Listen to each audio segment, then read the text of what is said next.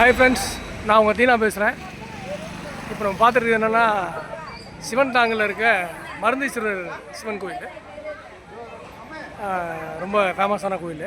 So இன்றைக்கி சிவராத்திரி வெகு சிறப்பாக கொண்டாடப்பட்டுருக்கு. ஸோ அந்த கோயிலை பற்றி நம்ம பார்க்க போகிறோம். திருச்சிற்றம்பலம். தென்னாடுடைய சிவனையை போற்றி எண்ணற்றவர்க்கும் எல்லாம் வல்ல பரம்பொருளாகிய எம்பெருமான் நமக்கு இந்த பூ உலகில் வகுத்து வைத்த இந்த மாசி மாத சிவராத்திரியை முன்னிட்டு சிவந்தாங்கலில் உள்ள மருதீஸ்வர பெருமானுக்கு உடன் அமர்ந்திருக்கும் திருப்புரை அம்பிகைக்கும் இன்றைக்கு சிவராத்திரி பூஜை, பொன்னாங்கால பூஜை மிக சிறப்பாக நடந்து கொண்டிருக்கின்றது. இதே போலவே 4 கால பூஜையும் மிக சிறப்பாக நடைபெற உள்ளதால் அனைவருக்கும், அனைத்து மக்களுக்கும், எண்ணற்ற உயிர் ஜீவன்களுக்கும் நல்லவர்களை கொடுக்க வேண்டும் என்று எல்லாம் வல்ல இறைவனை வேண்டிக் கொள்கின்றேன். அதாவது இந்த அடியவர்க்கு அடினாக திருத்தொண்டனாக கொண்ட இந்த பிறப்பெடுத்ததுக்கு இறைவனுக்கு கோடான கோடி நன்றியை தெரிவித்துக் கொள்கின்றேன். எந்த பிறவியில் என்ன புண்ணியம் செய்தவனோ தெரியவில்லை. இந்த பிறவியில் இறைவனுடைய தொண்டு ஆற்றத்து கொண்ட அவருடைய தொண்டுக்கு தொண்டனாக கொண்டு திருத்தொண்டனாக எமக்கு அருள் பாவித்துக் கொண்டிருக்கின்றார். ஆகையினால்தான் இறைவனிடம் நான் இன்றைக்கு பணியாற்றிக் கொண்டிருக்கின்றேன். எல்லாம் வல்ல எம்பெருமான் தாயும் தகப்பனமாக இருந்து எங்களுக்கு வழிகாட்ட வேண்டும். இந்த மாசி மாத பூஜையில் மகா சிவராத்திரி, அதாவது இந்த ஒரு சிவராத்திரி சிவபெருமானுக்கு, மற்ற சிவராத்திரியெல்லாம் அம்பாளுக்கு. ஆகையினால இந்த 9 நவராத்திரியாக கொண்ட அம்பாளுக்கும் இந்த ஒரு நாள் சிவராத்திரிக்கும் நவசக்தியாக கொண்டு சிவசக்தியாக இங்கே அருள் பாவித்து கொண்டு, ஆகையினால எல்லோருக்கும் நல்ல ஒரு அருளை பெற வேண்டும், கேட்ட வரத்தை தர வேண்டும், எல்லோருக்கும் குழந்தை பாக்கியம் பெற வேண்டும், மாங்கல்ய பாக்கியம் பெற வேண்டும், நோய் நொடி இல்லாத வாழ்வு பெற வேண்டும் என்று இந்த மருதீஸ்வரரை வேண்டி வணங்கி செல்பவருக்கு எப்போதும் அவர் உறுதுணையாக இருந்து கொண்டிருக்கிறார். அதனால் அவரை எப்போதுமே நம்ம வாழ்த்த வேண்டும். வாழ்த்த தான் அவர் மனம் உருகி நமக்கு நல்லதை செய்வார். ஆகையினால இந்த வாயிலாக எமக்கு ஒரு நல்ல ஒரு விஷயத்தை இறைவன் எனக்கு கொடுத்துட்ருக்கிறார். ஆகையினால தான் இந்த பிறவியை நான் இந்த பகவானிடமே ஒப்படைத்து விட்டேன். நான் ஆகையினால அடுத்த பிறவியே எனக்கு வேண்டாம் ஐயா இறைவா என்று சொல்லி அவரை மன்றாடி கேட்டுக்கொள்கின்றேன்.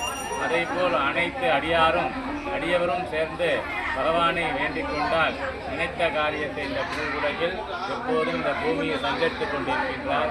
ஆகாயம் எப்போதும் நமக்கு துணையாக இருக்கின்றதோ, பூலோகம் எப்படி நமக்கு துணையாக இருக்கின்றதோ, அதே போலதான் இறைவனும் அடிமுடி திருமுடியாக எங்களுக்கு நல்ல வழியை காட்டிக் கொண்டிருக்கின்றார். எல்லாம் வல்ல எம்பெருமானுக்கு நமச்சிவாயமே என்று திருநாமத்தை சொல்லி அவரை வாழ்த்த வேண்டும். சம்போ மகாதேவா என்று சொன்னால் விண்ணுலகம் மலர மண்ணுலகம் ஓங்கி நமக்கு அருள் செய்வார். நட்சத்திரம் எப்படி நமக்கு வெளி நட்சத்திரமாக வெடிவெள்ளியாக நமக்கு ஆகாயத்தில் ஜொலிக்குதோ, அதே போல் நம்ம எப்போவுமே இறைவனிடம் ஜொலித்து கொண்டே இருப்போம். அதனால்தான் நமச்சிவாயத்தை பஞ்சாட்சரம் என்ற மந்திரத்தை சொல்லி பஞ்சமெல்லாம் தீர்க்க வேண்டும் பகவானே என்று நாம் சொல்ல வேண்டும். ஆகையினால இந்த அற்புதமான இந்த பூமியில் உங்களுக்கு பிறப்பு கொடுத்த இறைவனுக்கு கோடான கோடி நன்றியும் சொல்லி தெரிவித்துக் கொள்கின்றேன். எல்லாம் வல்ல எம்பெருமானே நமச்சிவாயமே வாழ்க வாழ்க வாழ்க வாழ்க வாழ்க நின் தொண்டாக கொண்டு வளர்க நின் தொண்டாக கொண்டு வளர்க வளர்க வளர்க வாழியவே வாழியவே வாழியவே இறைவா நமச்சிவாயமே. ஆகையினால மாயத்தில் பிடிபட்டு கொண்டிருக்கின்றோம்.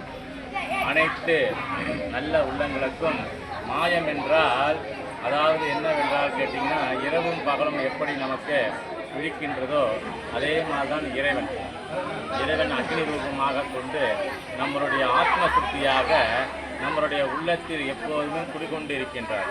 அதான் உள்ளமே ஒரு கோவில் என்று சொல்வார்கள். ஆகையால் அந்த உள்ளத்தில் கோவிலை எப்போதும் பூஜை செய்து கொண்டே இருக்க வேண்டும். பூஜை என்றால் என்ன அப்படின்னா, ஒளி ஆத்மாக்குள் இருக்கும் பொழுது நம்ம சிவசிவா சிவசிவான்னு சொல்லும் போது அந்த ஆத்மா பிரகாசமாக எரியுமா. இந்த பிரகாசமாக எரியுதுன்னா பிரகாசமாக ஜோதிதான். அதனால தான் அந்த ஜோதிக்கு பேர் அருட்பெரும் ஜோதி என்று சொல்வார்கள். அந்த அருட்பெரும் ஜோதியே அந்த ஜோதியே சிவபெருமான் தான். அதனால்தான் சிவதொண்டே உலகத்தில் பெரிய தொண்டு என்று சொல்லி சான்றோர்கள் சொல்லி வைத்திருக்கார்கள். ஆகையினால்தான் நம்மளை எல்லோருமே சிவபெருமானை சொல்லி சிவனுடைய பஞ்சாரத்தை சொல்லி சிவனுடைய திருநாமத்தை திருநீராக நம்மளுடைய நெற்றியில் அணிய வேண்டும். ஆகையினால்தான் ஒவ்வொரு மனிதரும் ருத்ராட்சத்தை இருதயத்தில் சுமக்கும் பொழுது அந்த இருதயம் பார்த்தீங்கன்னா சிவபெருமான் எப்போதுமே நமக்கு லிங்க வடிவமாக அமர்ந்து காட்சி தந்து கொண்டிருக்கிறார். ஆகையினால்தான் அருணாச்சலேஸ்வரா என்று சொன்னால் அவர் ஓடோடி வருவார். தாயும் தந்தையுமாக ஓடோடி வருவார். ஆகையினால்தான் இந்த இறைவன் நமக்கு இந்த பூவுலகில் மனித பிறவியை கொடுத்து இறையருளை தட சொல்றார். மனித பிறவியை கொடுத்து இறை அருளை தட சொல்றார். அப்ப இறையருள் எங்க இருக்கு அப்படின்னா மனிதனுக்கிட்டே இருக்குது இறையருள். ஆகையினால எல்லாம் வல்ல பெருமானே நமச்சிவாயமே சாம்பவா என்று சொல்லி அவரை வாழ்த்தி வாழ்த்தி வாழ்த்தி வாழ்த்தி வணங்குகிறேன். திருச்சிற்றம்பலம். தென்னாடுடைய சிவனே போற்றி. ஓகேவா?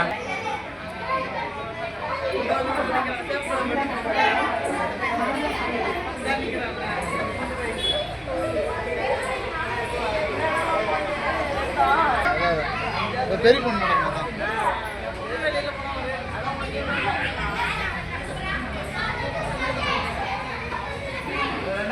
சின்ன பொண்ணு பையன்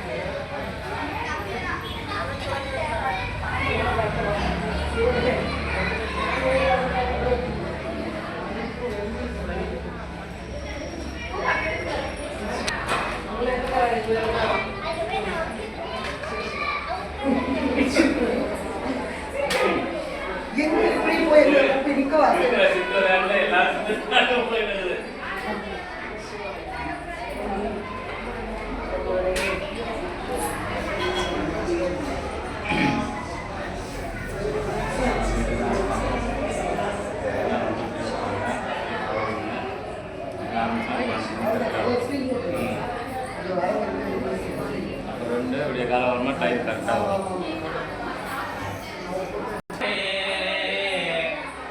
நமச்சிவாய பெருமானே இறைவா நின் தொண்டாக கொண்டு புனரருளாய் உன் பாதம் பணிந்தேனே.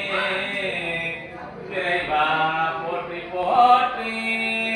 திருச்சிற்றம்பலம். தென்னாடுடைய சிவனே போற்றி. நாட்டவர்க்கும் இறைவா போற்றி போற்றி.